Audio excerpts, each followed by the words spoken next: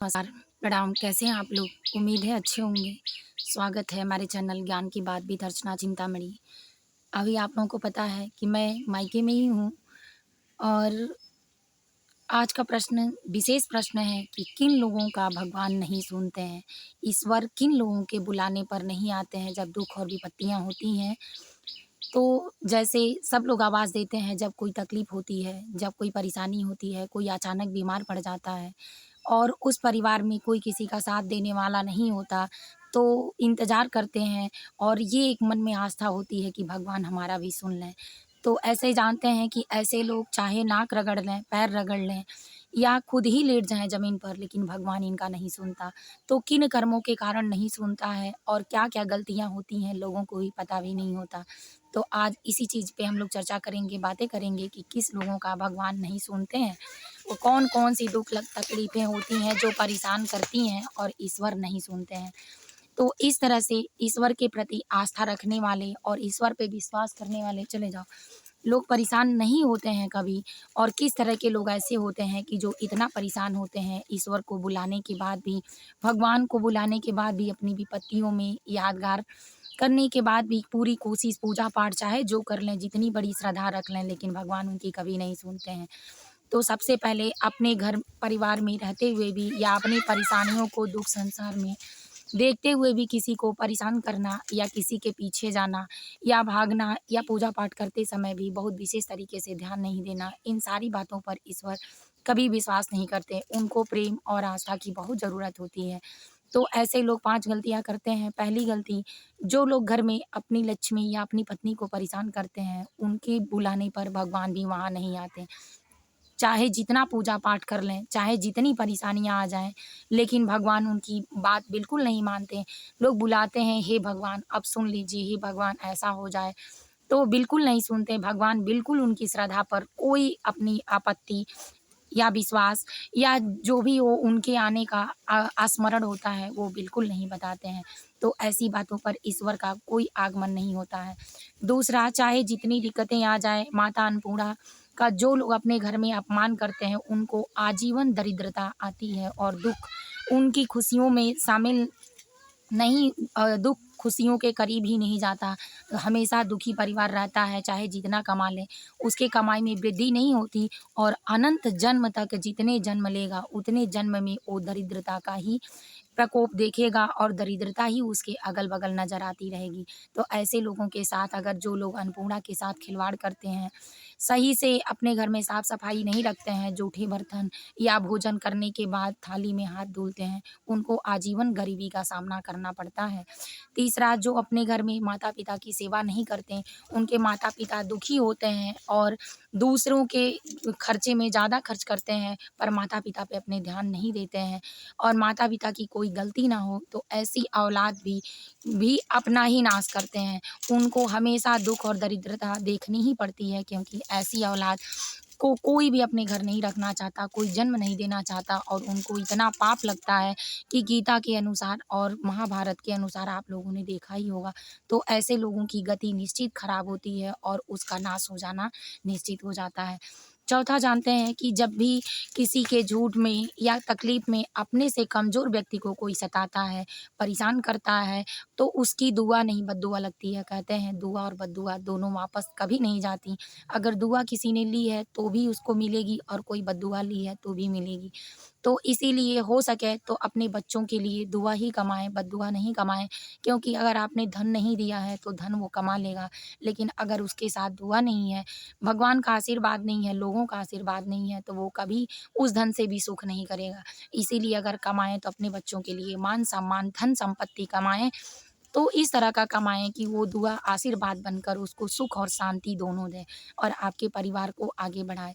तो ऐसा जो करता है कि जो अपने से गरीब को, लाचार को, दुर्बल को, कम बल वाले को सताता है, तो उसके कुल का नाश होता है और शारीरिक, मानसिक, आर्थिक हर रूप से विपत्तियों का सामना होता है। अनेक दिक्कतें उसके सामने आती हैं, वो फँसता चला जाता है। तो इसीलिए ऐसे अपने से कमज़ोर व्यक्तियों को जो लोग सताते हैं, वो कभी अपने घर का बढ़ोतरी में नहीं देख पाते और उनके बुलाने पे भगवान कभी नहीं आते। अब 5वां जानते हैं सबसे बड़ी बात, कि सबसे बड़ी बात 5वां ये है कि जो लोग अपनी कमाई का कुछ हिस्सा दान दक्षिणा में नहीं देते हैं, अपनी कमाई को किसी गलत तरीके से कमाते हैं और ज़रिया बना लेते हैं, उनके कमाई का हिस्सा किसी धर्म में नहीं जाता है, किसी भूखे को पेट भरने के लिए नहीं मिलता है, किसी का सहारा नहीं बनता है। तो इस तरह के व्यक्ति के साथ या इस तरह परिवार के साथ या इस तरह के धन के साथ कभी भला नहीं होता। इसलिए भगवान इस प्रकार के व्यक्ति जो 5 लोग जिस ये 5 कमियाँ जिसके में होती हैं, उसके बुलाने से भगवान कभी नहीं आते हैं। अब जानते हैं कि वो व्यक्ति जो थोड़ा-सा भी बुलाता है भगवान को हर दुःख और विपत्ति आने पर कि आ जाइए, हे भगवान हमारा सुन लीजिए, तो भगवान आने लगते हैं। तो इस तरह के व्यक्ति ज़रूर भगवान बुलाते ही सुन लेते हैं, थोड़ी बहुत भी विपत्तियाँ उसके साथ अगर हों और भगवान को बुला दें तो भगवान आ जाते हैं। तो इस तरह का व्यक्ति धार्मिक होता है, धार्मिक प्रवृत्ति का होता है, सबकी इज़्ज़त करने वाला होता है, सबके मनोबल को बढ़ाने वाला होता है। ऐसी समस्या को जो से बड़ी समस्या हो उसको टालने वाला होता है। तो वो अगर भगवान प्रेम के भूखे होते हैं, इसीलिए अगर उस प्रकार का व्यक्ति थोड़ा-सा रो दे या भगवान का आह्वान कर दे, तो भगवान वापस आ जाते हैं। तो वो भगवान को अपने अगल-बगल महसूस करता है, तो ऐसे व्यक्ति को अगर कोई कहने लगे कि ये पागल हो गया है या ये कोई पागल हो गई है या आस्था बहुत जताती है या वह धर्म में आस्था है, भगवान में विश्वास है, सब झूठ है, ढोंग है। अगर लोग बुराई करने लगें तो जान लीजिए कि आप सही रास्ते पर हैं। अगर इस तरह से आपकी वजह से कोई दुखी नहीं होता है, आपके कमाए हुए धन से आपको संतोष होता है, दूसरों को संतोष होता है, उसका पेट भरता है, तो समझ लीजिए भगवान आपके साथ हैं और भगवान साथ होने के साथ-साथ आप पे पूरा अपना आशीर्वाद बनाए रखे हैं। आप चाहे जहाँ रहेंगे, आपको हर विपदा में एक कोई न कोई नज़र आएगा, हर दुःख-तकलीफ़ में कोई ऐसा आएगा, जो आपकी सहायता करके चला जाएगा। आपको पता भी नहीं चलेगा कि भगवान किस रूप में आते हैं। इसीलिए कब मिल जाएँ भगवान, ऐसी आस्था और श्रद्धा बना कर रखें। अगर ये 5 गलतियाँ आप नहीं करते हैं, तो आप इस चीज़ को प्रैक्टिकल करके देख सकते हैं कि जब भी आप बुलाएँगे तो भगवान ज़रूर आएँगे। महाभारत के अनुसार जब अर्जुन, भीम, नकुल, सहदेव अनेक विपत्तियों में आ गए, चरित्र खराब होने की वजह से, बुरी लत लगने की वजह से परेशान तो हो गए, पर उनके अंदर जो आस्था भगवान के प्रति थी, वो नहीं गई। इसीलिए सत्यनारायण हमेशा सत्य का साथ देते हैं, तो भगवान स्वयं अर्जुन के रथ पर बैठकर अर्जुन की रक्षा किए थे। तो इसी तरह अनेक रूपों में भगवान कलयुग में भी आपकी रक्षा करेंगे अगर आपके अंदर ये आदतें नहीं हैं। इसीलिए दुर्बल को न सताइए, जाकी लागी हाय, मुँही खाल की श्वास सो सार भस्म होई जाए। इसीलिए छोटे व्यक्ति को नहीं सताएँ क्योंकि सत सैया के दोहरे, ज्यों नाविक केती देखन में छोटन लागत, घाव करत गंभीर, कबीरदास भी कहे हैं। तो इसीलिए इन सारी चीज़ों पे विशेष ध्यान दें कि अगर छोटा व्यक्ति दुर्बल है, लाचार है, तो भगवान की प्रक्रिया, भगवान का न्याय कहीं नहीं जाता है और कभी देर हो सकता है, अंधेर नहीं हो सकता है। इसीलिए अपने विश्वास और आस्था को भगवान के साथ जोड़ें, हर गलत काम से बचें, अपने पुण्य को बढ़ाएँ, अपने मार्ग को बढ़ाएँ, भगवान में श्रद्धा लगाएँ, तो आपका कोई बाल भी नहीं बांका कर सकता।